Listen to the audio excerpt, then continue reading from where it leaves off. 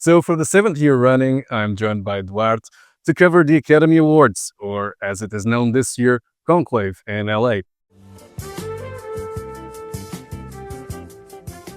So, yeah, continuing on our journey throughout different categories, we're looking into Best Original Script. And again, a contrast with the Best Adapted Script or Best Adapted Screenplay. I think this is a very strong category that really, I mean, it's been a constant throughout the years, and I don't know if it's a sign of the poor adaptations that we see, or if it's actually just a credit to all these great screenwriters coming up with great stuff. And we have an outstanding collection, and there's really on par with Best Supporting Actor. I think this is the one that well, it's simply very strong, and there's nothing I would add or remove on this one. We already talked about Honora. I think Sean Baker did something fantastic with the creation. I mean, what is a good screenplay, right?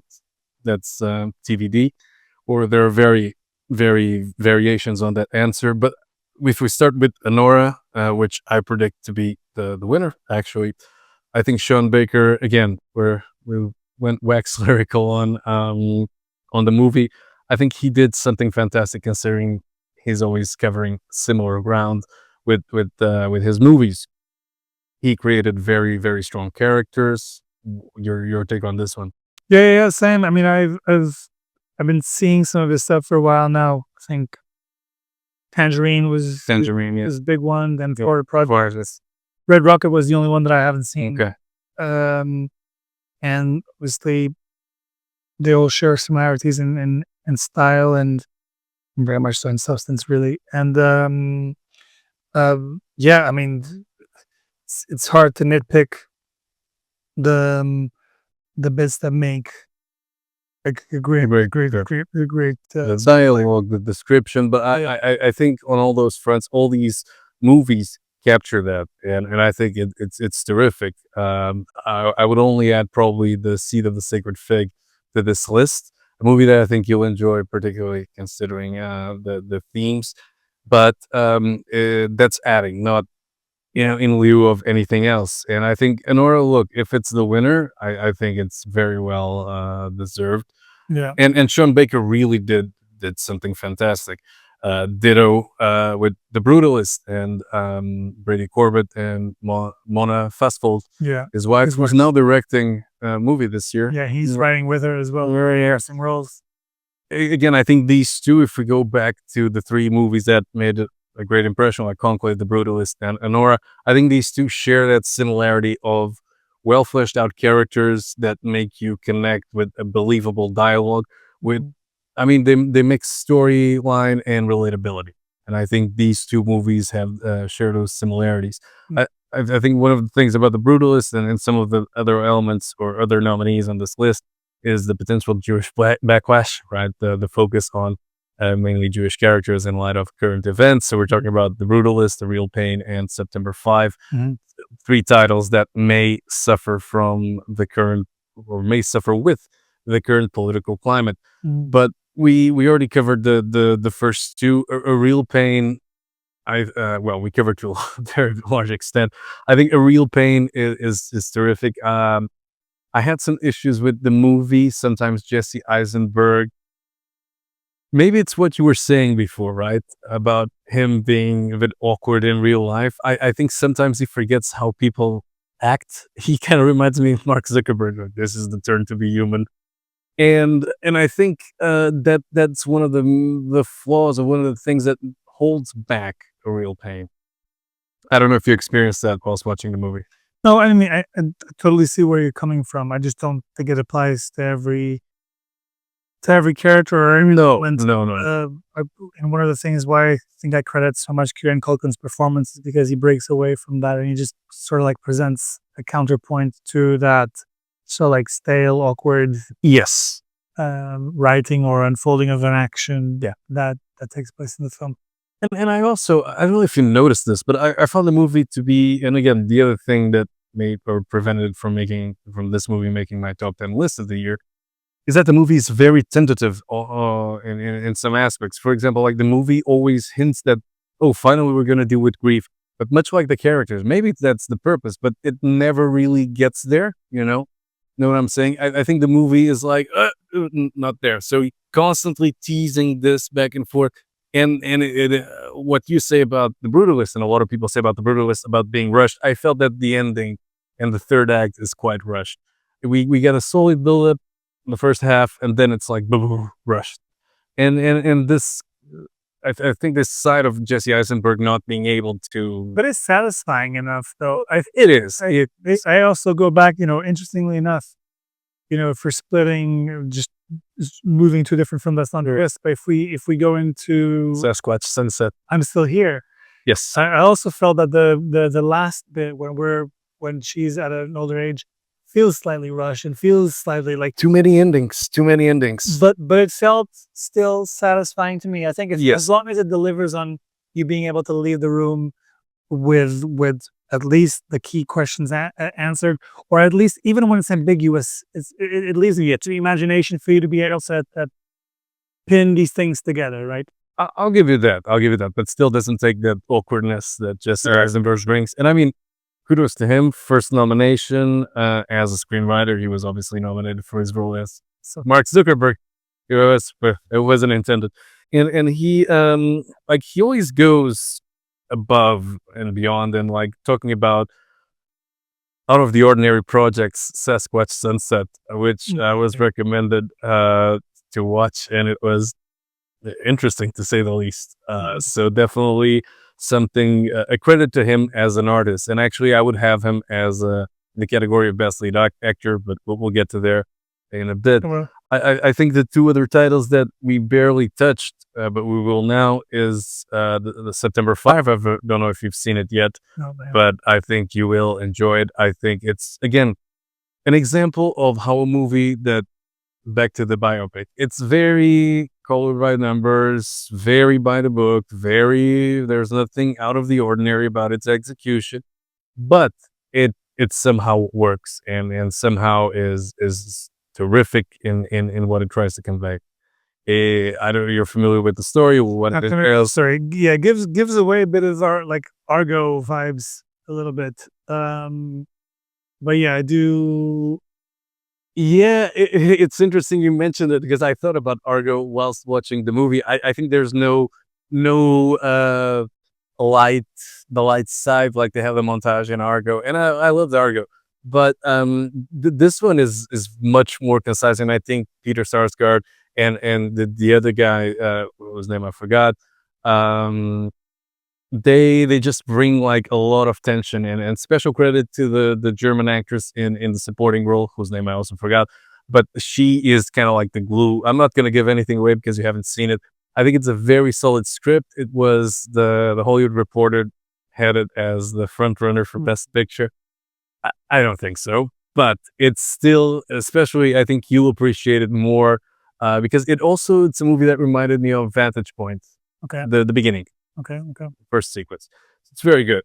Again, I think if a script is a blueprint, to create a blueprint for something out of the ordinary, like to make something great out of the mundane structure and everything, that's a credit to a good script. And I think September 5, the script at least, does exactly that. And then we have the brilliant The Substance by Coralie Farger. I think what a movie. Yeah. And I mean, I was just, as I was preparing my top 10 for the year, I kept thinking like how there are plenty of nods to classic horror movies like The Shining, Carrie, and the body horror titles of Cronenberg, even a bit of David Lynch there. But it's something that you say, haha, but it doesn't sound like pastiche or just simply copy pasting from anywhere else. I think it's a truly relevant, poignant, and up to date story. And I mean, I think the script really reflects that. Your thoughts on it? Yeah, it feels very for contemporary in that sense, and just so much of it that feels relatable about the society in which we live. And ages. Exactly, and the social satire is so well done, in the form of the body horror kind of like genre, which is a genre that I'm not that familiar with. Of course, I always in the back of my mind I always go back to Cronenberg films, and Yes. not all of them were really my thing, to be very frank. I agree. But I thought this was great, and not quite what I expected. I don't think when I went to see it, I had been made fully aware of what to really expect. Yes, I same. know it was going to be a tough watch from a visual point of view because some scenes were difficult to handle, but I wasn't told it was going to be gory or again with a focus on the body horror. Yeah. And actually, I thought was really cool and adequate for the story that I was telling. I think if during the time where they were making this film, if they already had a clear vision of exactly what they want to execute. I think so. I mean, you don't get all those close-ups of Dennis Quaid eating shrimp. Yeah. Ooh, that was the most horrific. Oh my god, I think so, right? It was difficult to move. that was terrible. Especially because I know people like that. I've sat through it, so it was like PTSD triggering. He was great, by the way. He was. I really think that maybe not to get a nomination, No. but I just thought he was just so wonderful and really set the tone for that other side of Yes. exploitive, Absolutely. seedy, disgusting. And sorry to interrupt. Did you know who was supposed to play the character, right? No. Ray Liotta. Oh yes. Yes. So, I mean, it would have been interesting, but I think Dennis Quaid brings that, especially that grin. Leonardo would have been great as well, though. It's the grin. The Yeah. Dennis Quaid grin, the way he goes, like the Joker, I think is like, he really made the role. Yeah. And the other thing is the movie has obviously logical flaws. I mean, how could Sue get work without a social security number or anything like that? But you're not detracted from the logical flaws because everything else is so captivating. And to me, that's a sign of A, great direction, and 2, great script. But here, I think Anora will take the lead. Your pick. Yeah. Honestly, I don't know. It's a toss between Anora and the Brutalist, I would say. But I'll be very honest. I feel like every contender except for number 5, because I haven't seen it. I would be pretty much happy with all. Yes, because they're just all wonderful in their own way. I agree. And with that, let's move to Best Lead Actress. There's a name I would like to have included here. 2 names, actually. Sohaili Golestani. I'm butchering her name, from The Seeds of the Sacred Fig. Terrific movie. Fantastic performance. She makes the movie, and it's really, really powerful. Mm-hmm. And Pamela Anderson in The Last Showgirl. I think if we're talking about the comeback story that Hollywood loves, and we've seen it before with Robert Downey Jr., with Mickey Rourke, and this year with Demi Moore, I think Pamela Anderson is simply, I never thought I would say this, but she's simply terrific in this movie and as an actress. And I think all of the promotion around this movie, and because of all the nominations she got, when she went into the Criterion Closet, I was like, this is not, and I know it's a stereotype, but the blonde bimbo from Baywatch, or Tommy Lee's wife, like, wow. I don't know if it's rehearsed or it isn't. I surely hope not. But wow, her picks, her insights, it was really, really good. And how she's moving or shying away from the plastic look. Never the judge heavy a book by its makeup. cover. Very true. Very true. And I mean, these would be the 2 actresses I would include here. But from the list, let's start with the 2 ones. Cynthia Erivo. I mean, Alfalfa or Alfaba or whatever the name of the character's name is. Look, I think she now became way too political to separate the actress from the art. I do recall seeing her in Bad Times at the El Royale and thinking she was one of the movie's highlights. But you in Wicked, you think she's great? I think everything she does is great. She's so talented, and I think by talking about Wicked, Ariana Grande was definitely a huge surprise. Cynthia, not so much. Because she's always great. Because she comes with firm credits already. I think this is perhaps her second nomination already. She's had other roles where perhaps she was not getting those accolades, but she was definitely getting great reviews, respect from her peers. Obviously, she has also a list of amazing performances on stage as well. Yes. Having won Yes, the Tony as well. So you know she's the real deal, and seeing her on the big screen, I have to say I was highly impressed because, and I was talking to my wife about this maybe perhaps yesterday when we were going through like some of my notes for today. Um, I was thinking, she makes you laugh, she makes you cry, she has these set pieces where she's like beautifully singing as she is also trying to like fly on a broom, and so like all these things happening at the same time. So difficult, and she does it so well. So I would definitely have her on that list for sure. Um, Mind you, I've not seen Pam Anderson. Yeah. Um, The Last Showgirl. so I can't really No, it's say fun. whether or not she Yeah. absolutely. I have I I love those stories, and I never thought she would get in the potential list for awards. Yes, and even nominated for Yeah. the SAG, for the Golden Globe. So I was happy to hear those things, but I always like those comeback stories you were saying, Mickey Rourke and whatnot. There's one that always comes to my mind, which I immediately associated to Pam Anderson, and Sharon Stone. this is gonna create people are going to think maybe I'm I don't know, going on a limb here, but there's a film called JCVD with Jean-Claude Van Damme.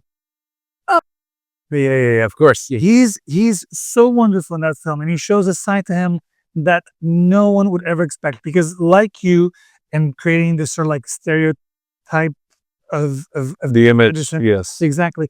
We're all so quick to just say, hey, she can't do anything else above that sort of like ceiling that she has. But the same thing I felt with Jean-Claude Van Damme when I saw JCVD, and I thought he was wonderful.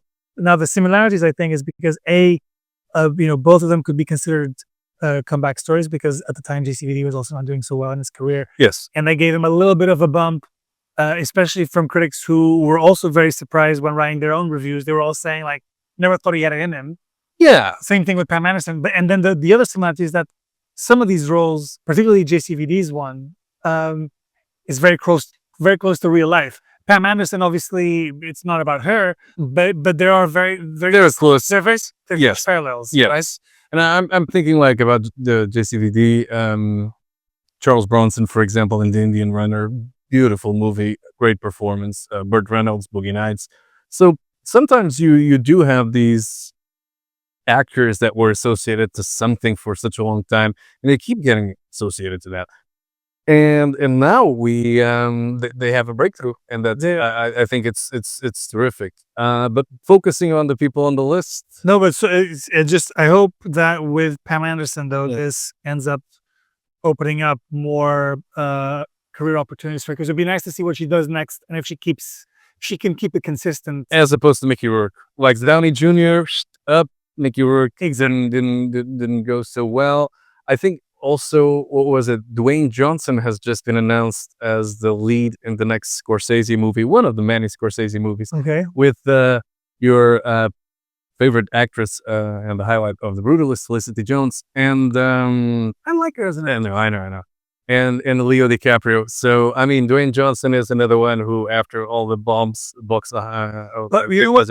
I've always rated him though. I remember seeing him do Get Shorty too, and I always thought he was hilarious. That was the first time. Get Shorty. The sequel where he played Be Cool. Or Be That's the name of the movie. Yeah. Get Shorty the sequel. So It's a sequel. It's Be Cool. Be Cool, exactly. So he plays like the gay band. Yes. And it was so fun, and that was my first time seeing actually this guy can act. And he can hit these timings and whatnot. And I was expecting him to do a little bit more than that. So who knows? Who was the Central Intelligence with Kevin Hart? Yeah. I think he's great. Look, I love that one. I'm sorry. It's a guilty pleasure. I've not seen it, but It's so great. I'll appreciate, I think he's charismatic and stuff. And mind you, this is coming from a guy who used to see him on The Ring, because I used to watch WWE. Anyway. Says a lot about society. It will be nice to see what these people can do, but focusing again on the list that you were saying, I hope it's Sophia Gascon. I would take her out for sure, and I would know exactly who to replace her for. Who? So if it were me, I would put Angelina Jolie for Maria. I thought the film was good. I thought the movie was really good. I've liked Jackie. I've liked Spencer, and I'm a big fan of Maria Callas. Because I've seen the documentary years ago, and that kind of like opened up my eyes a little bit to her life and career. Yeah. Because before then, I knew she was obviously a fantastic singer. For me, my memory of her is always hearing the music La Mama Morta, which is part of the Philadelphia soundtrack, and pretty much paints the scene from one of my favorite scenes of all time. Yeah. And so I was very curious to see that one, and I absolutely loved her. I thought she was so elegant, so subtle, with a profound sadness, and just a lot of depth that I thought was very surprising. And I would definitely 100% put her on that list over Carla Sofia Gascon. I'll just say something. I mean, I haven't seen the movie. I believe like all these biopics are moved by the actors playing them. We're talking about Judy. We're talking about Even Walk the Line. Yeah. James Mangold again. I completely. I think like sometimes they just hit the spot, and they're the only good thing about the movie. And we'll get to Sebastian Stan in the next category. I just think again it's back to that, call it bias or whatever, of incentivizing these movies to be uninspiring, because that's the main issue I have. It's the tameness, it's the lack of innovation. Because okay, we're gonna do this, we're gonna lose money, we win some awards, no big whoop. Okay, fine, but is that the sole purpose? Because if you tell me it's to make money, okay, it's to win awards, nobody cares anymore. I'm not gonna watch a movie just because it won X, Y, or Z. Maybe it will move the needle, but it doesn't anymore, and it certainly doesn't move the needle with general audiences. Now, focusing on Carla Sofia Gascon, man, I don't care if I'm canceled, and I need to say this. This is, you're talking about someone, and I spoke to people, people who read Hola magazine, so Hello, the equivalent in Spain, and People's Magazine for the US. This magazine, because the Spanish people, they do one thing very well, which is to praise their own artists, their actors, musicians, everybody. Never before has this name been mentioned, or past name of Carlos Estevez, in regards to quality acting or acting whatsoever. If a person transitions this late stage in life, and I'm led to believe that this is not a transition, this is the plot from Tootsie. She's Dustin Hoffman. Essentially, this is an act to salvage a career that landed the project, and now it's getting nominated, and she's not even showing up anymore. And in her defense, I don't think we should judge her by the past tweets. I don't care about the past tweets. I still enjoy Kevin Spacey movies. I don't need to care about Kevin Spacey. I just don't think she belongs there, and I don't think she should even be nominated. And I think any praise is simply politically driven and not by the quality. Nobody ever heard. It's not like if you say Elliot Page gets nominated. Okay, she was, when she was a woman, she was nominated. She showcased talent in roles like the Inception, Juno, and the other one with the. She pretends to capture the sex offenders that are after minors. The one about Robin Hood, Red Riding. Yeah, but I don't remember the name. Exactly. She did like, that's a stellar body of work. I don't care if man or woman, penis to vagina, but if he gets nominated, I don't care. Like, fine, I'm not bothered, because there's a body of work, because there's a stellar performance. This. And again, if you read anything, or you catch up on the news about anything or any testimonial from a trans person, they always like the dead naming, and the past is the past, and we need to leave it there, and they all get offended. She plays a guy in the beginning of the movie. And don't tell me it's acting. Hold on. She doesn't play a guy in the beginning of the movie. No? She doesn't play Manitas as a guy? It's a different guy. It's a different actor. Is it not a guy? I don't know. Nope, it isn't. So, yeah, I rest my case. It's a political move, doesn't belong here. We got enough politics in the Oscars, and we can move on to the other finer nominees. Hold on. I can't say that and then just Okay. because I don't think at all. I mean, I'm not politically driven by any of the stuff done in that film, and I would definitely not say that the praise that she's been getting is politically driven. I even if I don't agree that it's Oscar material, I still think she was good in the film, not to the standard of Zoe Saldana, who I think really shines brightest.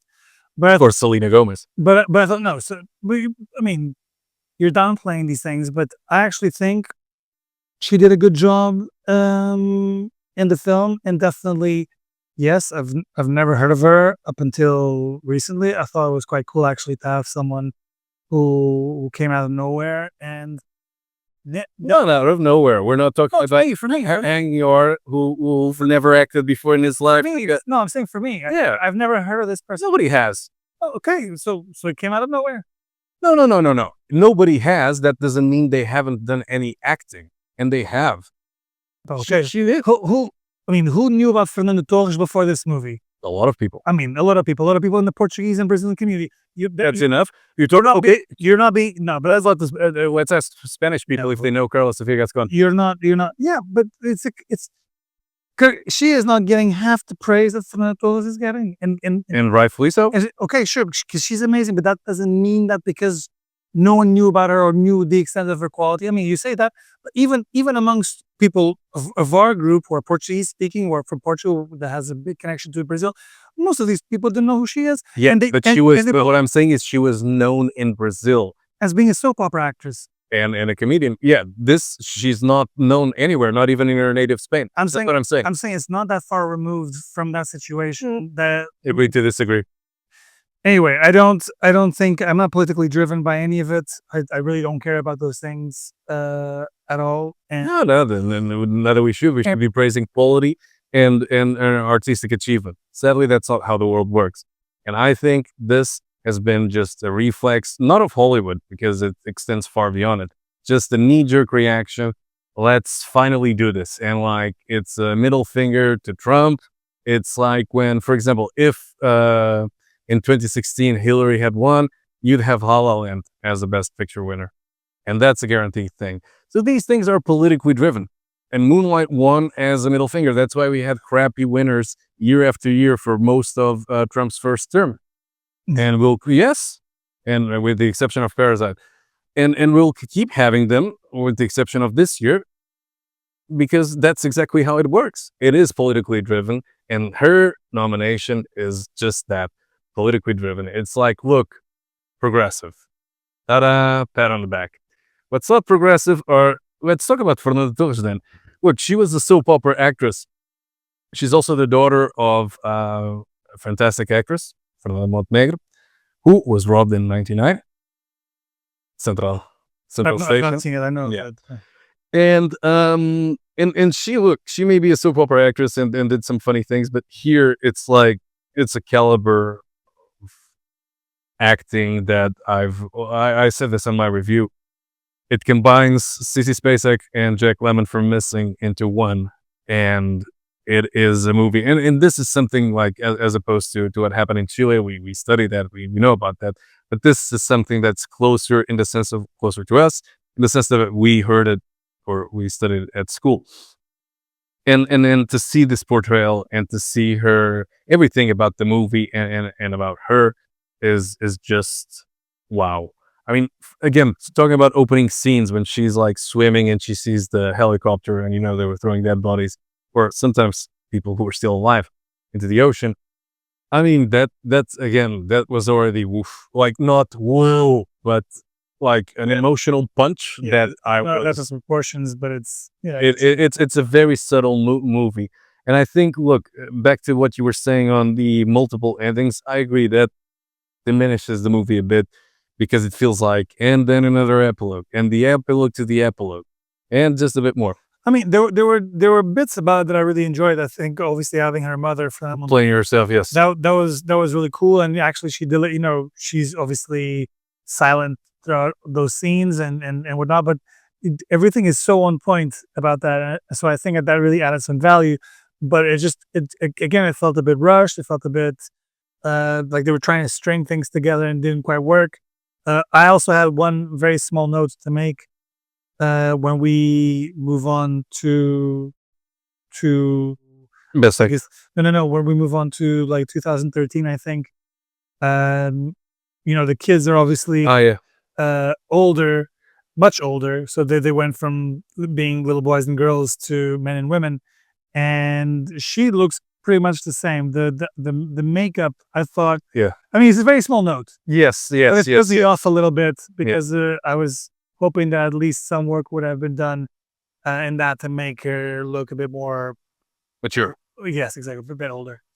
Yeah. But that doesn't take I- away from her acting. That's not nothing to do. And I think, look, I agree with you on that point. I have said too. The one thing that also, like, the way she acts with the silence and the way they got her mom, Fernanda Montenegro, to do the exact same thing. Stroke of genius. Yeah. I think, because it's something not only, even if you don't know, like we're saying, Fernando's work or know her as an actress, this is just like the silence, the stares, everything, and then it's recaptured here through someone who's clearly senile. Yeah.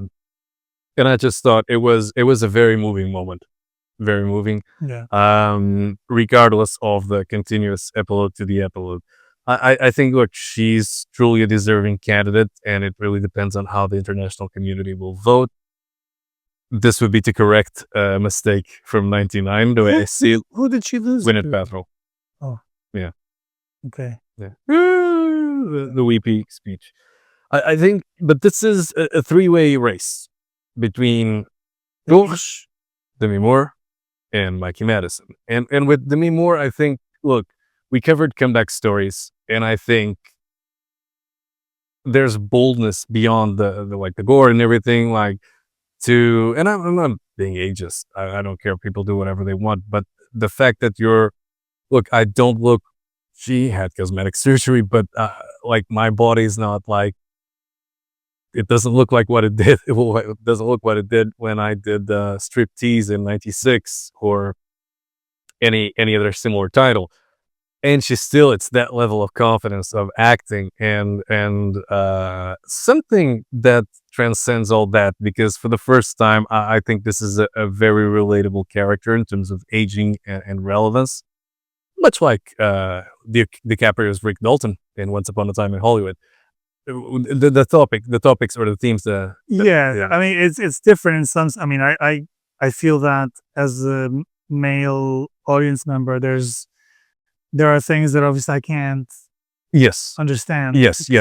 Because that too. Yeah. But to lose something, and that's something that I think resonates even more with people in the show business. With when it comes to, and I was reading just an interview with Gina Davis, something that she did a long time ago, and how she took a break after her divorce and after a great movie called Long Kiss Goodnight. Oh, with Sam Jackson. Which Yeah. I saw it 3 days ago, so that's why it's very present. But she took a break, and then suddenly parts dried up. Like, when she came back, she took like 3 years until she could find a role, and that was Stuart Little. So this is something that's very true. Very few actresses manage to be consistent. And she never had a role that was relatable. Certainly not St. Elmo's Fire, and certainly not G.I. Jane, and all the other titles she did, even though she always showed like some grace and some acting abilities. I think this one, like, honestly, to me, it's a tie between Torres and Demi Moore. I think what works against Demi Moore, not her performance, but her chances of winning, is the fact that this is a movie that's split, much like her character, between quality and Moore.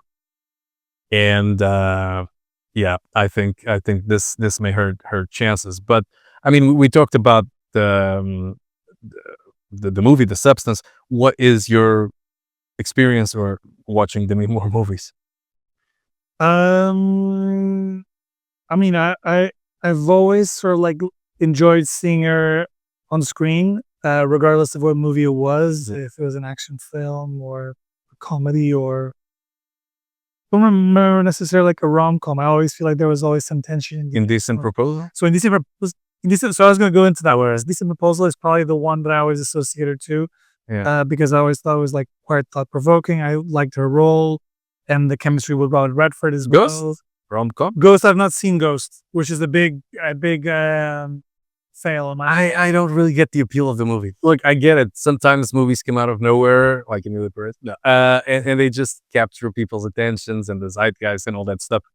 I I think it's like the Goonies and all that stuff. Look, I've seen them, but I don't get it. It's good enough for you and good enough for me. Cindy Lauper. But no, I think I think the I just can't get into it. And I get it. It was at a time when Demi Moore was all the rage and Patrick Swayze, Whoopi Goldberg. But it's a movie I don't know, like I couldn't get into it. And the same thing with Moonlight, for example, with Cher and Cage. Okay. I don't get the appeal. I just don't get it. I don't think it's a great movie. But Demi Moore, regardless, I don't think she had the maturity. A Few Good Men. Now we go. A good movie. Yeah, I liked her in See Good Men. Yes. Yeah. But yeah, so I mean, overall, I think she's good. I think was one of the highlights. And again, even though I trashed the movie, St. Elmo's Fire, and the movie has a lot of flaws. But I think she's a terrific actress, and finally she's getting some credits, some recognition. Damn, I'm just Charlie's Angels too. Films. No, St. Elmo's Fire. St. Elmo's Fire. Yeah, I was talking about that. Yeah. No, but I keep forgetting. You're gonna be a man in motion. All you need is a pair of wings. And Disclosure. Disclosure, one of the most underrated Michael Douglas. That was that whole time where Michael Douglas was doing all these like erotic sort of like, Fatal Attraction. Yeah, Fatal. Yeah, I remember that. This is the one where she plays an ex who's now his boss. Yes, and there's the HR thing. I think, look, it's a terrific. I'm actually gonna do like one of those little snippets. Side note on that I have on 5 underrated movies. Disclosure is there. Great movie by Barry Levinson. Who again? We're going off track. Envy. I highly recommend if you haven't seen it. Yes, yes. Oh, Jack Black and Ben Stiller. Oof. Yes. So and Barry Levinson does, like, sadly he delivered the third in 2024 with that Robert De Niro movie, but I hope he gets back on track. But back to the point. Is the one where he plays two characters? Two characters, yeah. But yeah, Demi Moore, I would be very happy to see her winning. I think her speech at the Golden Globes was moving. I actually felt something when listening to her speak, both her and Adrian Brody. And with that, we look at Mikey Madison, who, again, came out of nowhere. But what a surprise. She makes the movie. She's the title character. She's been winning some accolades. I mean, by the time we're recording this, the SAG Awards haven't been announced, so we don't know if she's going to win. But the fact that she didn't win at the Globes, that may be an indicator. I think with another great performance, she would be able to secure the Oscar. And it's really, I think to me, it's like she's like Mia Goth in the sense, in specific sense, you see the movie and actor versus the character, very different.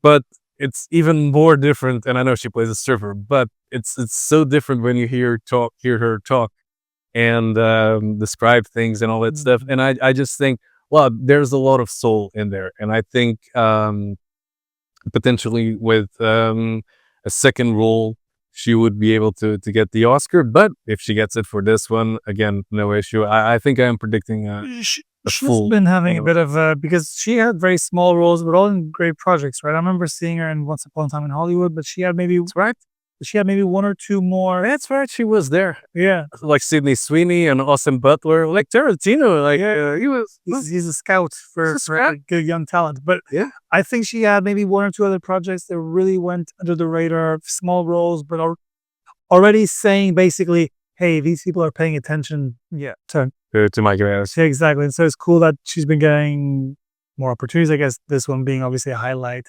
Yes, it's so funny because like, where does your career go after this? Because it is such a wonderful film.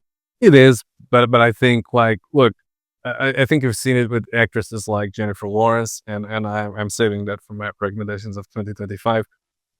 I think at the end of the day, it's night, but Jennifer Lawrence was an example of someone who won an Oscar, and then it was kind of like, okay, immediately she did American Hustle, great film.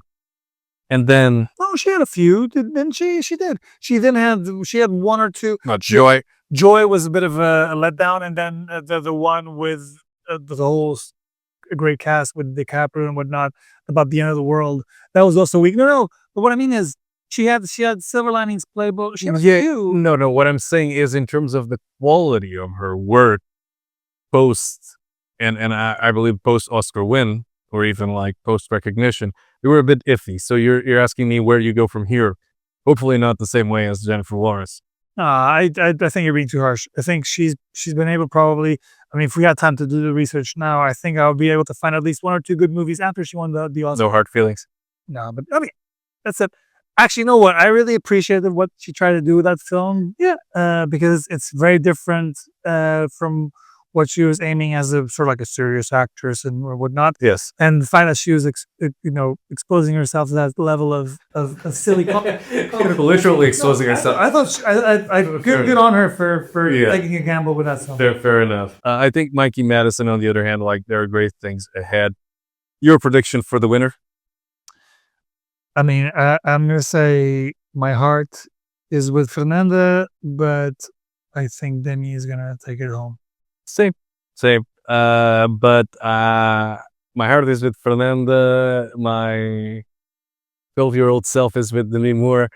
And my research is with Mikey. Okay. So I think this is one of the most competitive categories in years, and really a strong one with these three overshadowing the other two in terms of possibility of winning. I know you're the defense Cynthia. And with that, we move to best lead actor.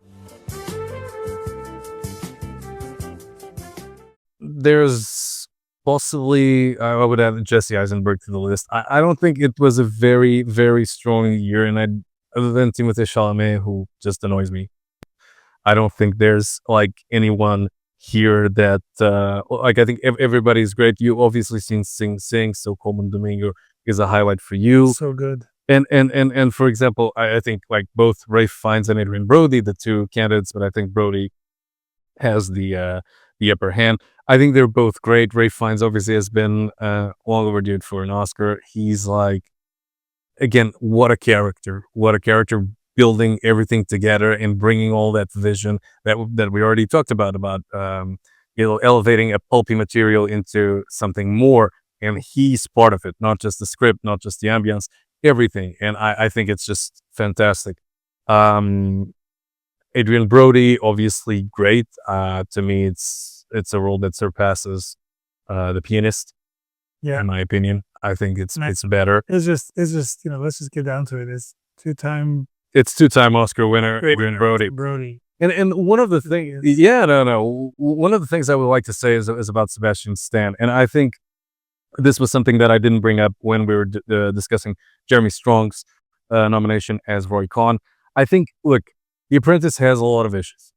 One of them is the two in the nose ad-libs that are benefit of hindsight, and that annoys me. That's something that annoys the living shit out of me when I'm watching a movie, like, because I don't need that. I don't think anybody does, and I think this is an area where the movie isn't successful. But both Sebastian Stan, that's Donald Trump, who'd have thought, and Jeremy Strong, they overcome this, and I think he is able, almost like Ralph Fiennes in Schindler's List. You create some empathy with Trump. Don't take that out of context. by just seeing like he was okay. Let's not isolate guilt or anything, but he was pretty much the product of an environment and of a system. And without the help of Roy Cohn, without the help of other key players, he wouldn't have done it. And I think to take that character and to the real life character and to do something that doesn't fall into the pitfalls of what Johnny Depp did in 2016, it's just terrific. And I'm very happy to see him. I think he's like the David Bowie or any other chameleon actress from the 70s. Like, he disappears as Tommy Lee, also in the movie A Different Man, The Apprentice as Donald Trump. He's just like, he's a chameleon. There's no other word. Yeah, he's pretty good. And actually, it's been really good to see him sort of like come through the ranks in more secondary roles throughout, and then obviously getting a lot of exposure with the Marvel movies and such. But these last couple of films that he's chosen to do, have been really good for him to sort of like showcase his talent. One thing I would say though, because I know where you're going with the empathy level to a degree. Uh, I've often thought about The Apprentice as a like the villain origin story, so to speak. Yes, you and everybody on the letterbox. So exactly, as has often been labeled. But ultimately, I also think that there are other things outside of Roy Cohn that would have always led him in that way. And I think real life tells you that the person who often does the things that he does is not just over the mere influence of one guy or Or a couple. a couple of other people.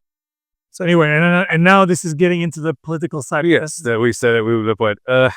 But no. But dude, it's a fair point. I also think that in the movie, Maria Bakalova was heavily underused. I think as Ivana. Ivanka is the daughter. His daughter. As Ivana Trump, she could have been better used as just as a character and just fleshing out a bit more of their personal dynamic. But I think that's often what happens in when the movie is so very much focused on two tremendous performances, in this case Jeremy Strong and Sebastian Stan. I think often this character, exactly the same way I felt with The Brutalist with Guy Pearce and and for example, taking that example, Timothée Chalamet, Monica, and Edward Norton. Do you think is he any good in the movie? Timothy, yeah, he's great. I mean, he's really good. I again was very surprised. One thing I didn't mention, as much as I don't think Complete Unknown probably deserves all the accolades that it's been receiving, this is a film that when the trailer came out, I very much took the whole Pedro stance the right way. And I was like, I don't need this. I don't want to watch this. It looks like crap. It's going to be crap. Didn't like the trailer. Didn't like the vibe. And then everything completely changed when I was there. And a lot of it had to do with how Timmy carries himself in the film. I think he really sort of personifies Bob Dylan in a cool way without making it seem like he's just looking to be a copycat. Yeah. Right? He's not just excellent because he because he does it so convincingly and so in a nice and organic way. The fact that he's also singing, playing the songs himself, I think that's an added bonus. I thought he was very cool, and in some ways, maybe I'm not able to take him off the list because I can't really find any suitable contender there. It's very true. Look, I struggle with that. I think I would have. I put Jesse Eisenberg and put the guy whose name I don't remember. I think he's James something on September 5. I think of Daniel Craig in Queer, which for me wasn't a great film. Maybe I would give it like a 3 stars or 2.5. But his performance, he was great, and it's a side of Daniel Craig that I hadn't seen in a very long time, because obviously he's been too busy doing mostly Bond films and now crossing over to the Knives Out franchise. Yeah, but even the Knives Out franchise, I think it's kind of cool because he plays a kind of quirky, different character, which is well, but then it becomes still a stock character. I think. As we agreed, it's Adrian Brody. Don't think it was a particularly strong year for male lead performances, if I may say so. But I will say again, Coleman Domingo, the guy is incredible, and also he is such a pleasure. It's the second nomination back to back because he's received one for Rustin as well. Last year? No, 2 years ago. 2 years ago. Yeah, he's such a joy to even listen to him talk. You can really see that he's an artist. So dedicated to what he does, full of empathy. I think he chooses his roles really well. I can't believe that he started getting plenty of notoriety with playing Zendaya's father in Euphoria. I've never seen the show. No. It doesn't really sound like it's the thing that I like, but everyone keeps saying that he's also terrific in it. Look, We All Need a Vehicle. DiCaprio started with Critters, and Clooney started with, I think it was The Return of the Killer Tomatoes. No. The first movie was The Return of the Attack of the Killer Tomatoes or something like that. Great movie, by the way. No, it is funny. Look, we all have to start somewhere. And I think Coleman Domingo is really he established himself as opposed to, and it's one of those names that I like to see him as an actor. I like to see him work. Other than, yes. Paul Pascal and Pedro Mescal and all those Mescals and Glenn Powell's, and like I put them in the same bag. Like I'm fed up of seeing them everywhere. No, that's And I'm now like Coleman Domingo is a name that again gets also similar levels of exposure in my opinion, but you don't really get fed up. I think it's unfortunate that Sing Sing is not nominated in any other category, so that he would have been able to actually have a fighting chance, especially if you didn't have Adrian Brody or Ray Fiennes. He would be a shoo-in this year. Yeah. And with that, we move to Best Director.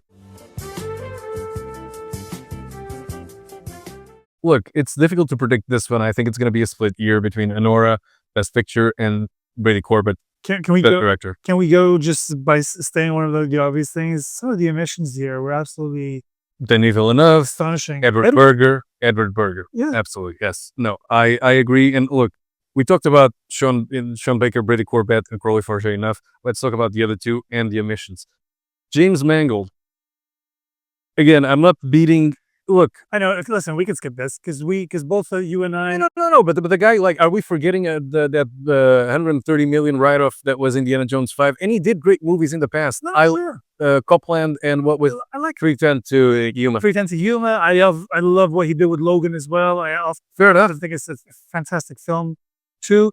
Obviously, he's received a lot of credits with Walk the Line as well.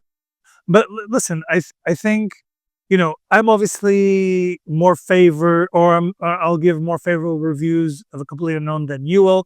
But the two of us will agree on the one thing, which is it's in this category. I agree as well.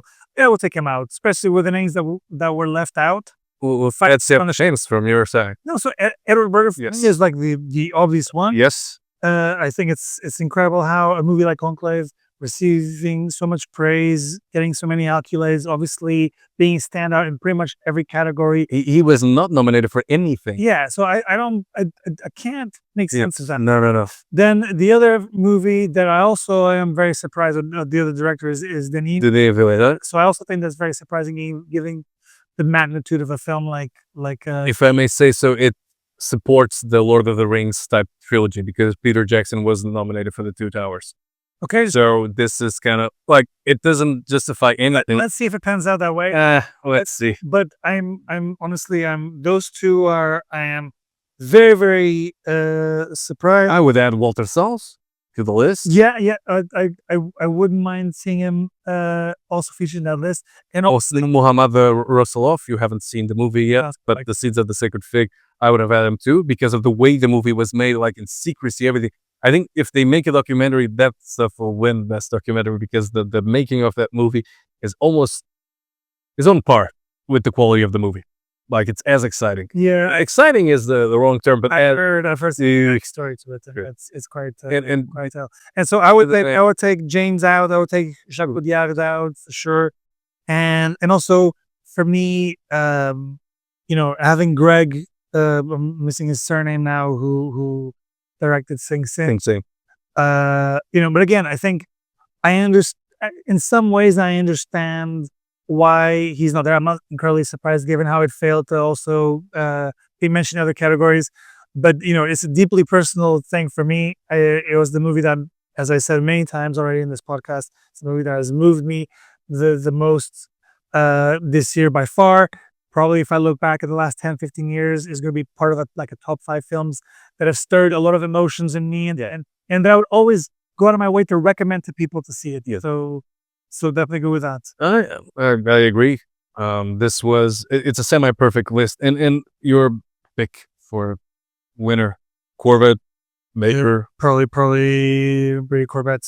Yeah, probably just because of the scope of the magnitude of one film like Brutalist. I think he's made with 9 million. We always need to bring that back. Like, yeah. It's impressive. And if we wrap up, like we've talked about the pretty much all the other 5 nominees, with the exception of Nicole Boyce. I think instead of going through them, because we already covered them extensively in other areas, what are the movies missing, and what other things did you and I enjoy from 2024 that aren't here? And I'll add Flow, the great animation movie, up for 2 Oscars, and Juror number 2, the latest Clint Eastwood movie. So that's actually a good question. One that I failed to prepare for. I think the movie that comes to my mind right away, which is getting some love and recognition in the category for best animated film, is A Wild Robot. I'll have to see it. I think is really one of the best films I've seen all year. For me, is like a top 5 film. Yeah. That came out. Beautiful, profound, emotional. The animation is stunning. I mean, everything is great. The voice acting is really on point as well. Your favorite Pedro Pascal is in it. I like him. I like him a lot. So isn't it Pedro Mescal? I always get the two of them confused. No, Pedro Pascal. I know. I like to wind people up. Like when I talked about Tony Stark I love both of them, to be honest. Game of Thrones. So yeah, that's the movie that for me comes out right away. As we mentioned right away in the beginning of this podcast, both of us are in agreement that 2024 wasn't the best wasn't the best year for films. So there's not a lot of movies that come up to my mind right away that I would mention right now that we True. about. I mean, Flow, we both agree and we highly recommend it. So one other thing that I thought was quite interesting to bring up, just because a lot of people were surprised with it, and I'm not entirely sure what your feelings are about this one, but Challengers was sort of like a film that people kept talking about. Oh my god! I mean, I don't care so much. I liked it, but I don't have strong feelings about it. But I'm just curious to see if you agree that. No, I think, look, if there are two good things that came out of it, is that, look, Challengers could have been nominated in Best Score, but I don't appreciate the score for the movie. I think anything but Emilia Perez would be great. I think, look, the movie, like, did nothing for me. I don't get it. And I do like Zendaya. I'm just happy that Luca Guadagnino got a complete shutdown. And to me, that brings me joy. Because I think he's a bit of a hack. I don't enjoy his movies, his remakes, pretty much anything he's been involved in, and now he's a mass-producing machine. I don't care for him as a director. I think, in my opinion, overrated. And I think Challengers is an exercise of style, mediocre style over substance. I think it's a movie that I'm happy it didn't get any nominations. And for example, just Nosferatu getting some, it's like cinematography would have been enough. Challengers, look, the movie did nothing for me. Pretty much like most of the movies I've seen in 2024. I'm talking about Furiosa, for example. Like, look, you're seeing Warner had a very bad year. They keep having bad years, and I think this is just one side of it. Challengers was just a movie that was loud, but didn't say anything. Like me. And we'll wrap it like that. We'll wrap it like that. Peter doesn't know shit. No, look, I think the intention was right, and I don't care for tennis. I think it's the most boring sport in the world. But that, even like the camera, it reminded me of like Cole Greengrass trying to direct a rom comedy with No, I think that's a bit of a stretch. Stylistically, I thought it was pretty strong. I love the camera angles, the camera movement. I thought it was quite cool how they set up that sort of like love triangle, that sort of like weird, funky love triangle. I thought the three of them were good. Zendaya in particular, and she always stands out in everything that she does. I find her a fabulous actor, and I'm not surprised it didn't get any nominations. I wasn't part of that whole camp that Challenges was somehow left out of the Oscar list, because I don't think it was deserving of that. I'm a much bigger fan of Luca Guadagnino than you are, clearly. Oh, but the man, like that remake of Suspiria. I haven't seen Suspiria, and it's not really my vibe. I loved, obviously, Call Me by Your Name. I think he has one thing that I do love about him, which really says a lot about him as an Italian man, is his eye for detail. His aesthetic taste is very strong, and I think every shot looks like a painting almost. A little bit, not to the degree of like Apollo Sorrentino, for instance, who I think is a different league, but even then, I think he's almost like, if he is the master, then he's like the apprentice, but a good apprentice. But no pun intended. But you know what I mean? Like I do appreciate that, but I would not put it on the list. I just thought it was worth mentioning, just because it was. You wanted to see my reaction? Because it was one of those films that create a lot of buzz. The same way like it did. Baby Girl also was the same. Yeah, well, no, that created a bit of buzz, but then everybody was trashing it. I think the problem is, like, with these movies like Challengers, and every time Cage poos and Ridley Scott farts, everybody immediately assumes that, oh, it's going to be the greatest thing ever, and it isn't. And I think, look, to the Academy's credit, they are doing the right thing, Spike Lee, and they're giving like one of the three, or they will give one of the three top contenders the award, most likely Honora. But these movies simply weren't great. I respect your opinion about challengers and about Guadagnino overall. I just thought, look, the movie made me nothing. Like, I wish it got something out of me, but not even a John McEnroe type of anger level of me beating or smashing. So it's fine. I saw it, done, check, wrote a review. Thank you, next, like Academy Award nominee Ariana Grande said. And we conclude, because it's already time and we've been talking for 5 hours. Outtakes, plenty of them, with expectations for 2025, which already started. Anything on the radar? Man, there's only one film on my radar at the moment, and that's Superman. Really? Just You're excited? I mean, I'm not sure what's gonna come out from that, but I've been dying to see Superman back on the big screen, especially after Henry Cavill's version of it / Zack Snyder didn't really work out the way it was meant to. I thought there was a lot of cool things about it, but a lot of them didn't work as well.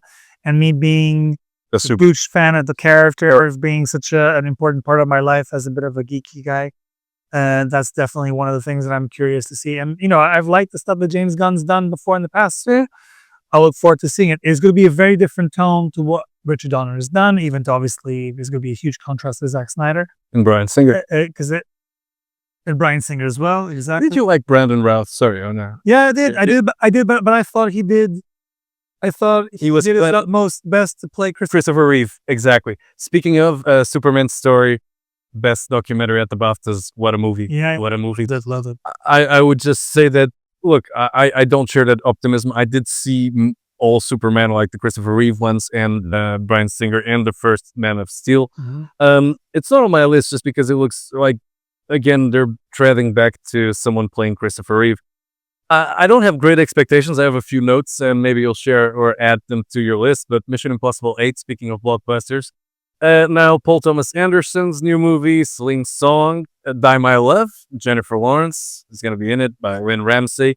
Sentimental Value from Joaquin Trier, which we both like. Mm-hmm. The Safdie brothers, each of them are coming with a movie. Edward Berger's new one, and Armando Iannucci, the new one. But these are like titles that I don't have a list like other years where, so many things. Like, my next trip to the movies is going to be May to see a new release. It's going to be May, just like Justin Timberlake. And it's going to be Mission Impossible 8 because there's nothing else. Look, I don't think about these things. It just come on. Autism. But look, sure it's like in your notes. It's not. I just had to spell or to sound how you say Joaquin Trier. But I think like 2025 has the possibilities to surprise us, as opposed to 2024 where we had high expectations and nothing came out of it. I'm not sure I had high expectations. I did, to be honest. I really don't. I did, and I expected a lot. I'm not even entirely sure what movies were on my radar last time when we did this. I feel like I'm a lot more underprepared now than I was last year. I remember Dune came up on our conversation for sure. Because it was getting released. Yeah, but I don't know if I had that many. And some of these names that you just mentioned, I mean, aside from like Paul Thomas Anderson, there's not really a lot that was... Not yet. Not a lot of traction. Yeah, but these are all names that you know, and certainly things that you'll be interested in. And for me, they're on my radar. I'm very excited to see what comes out of it. And yeah, look, here's to a great movie for film, hopefully. Let's hope so. Thanks for watching.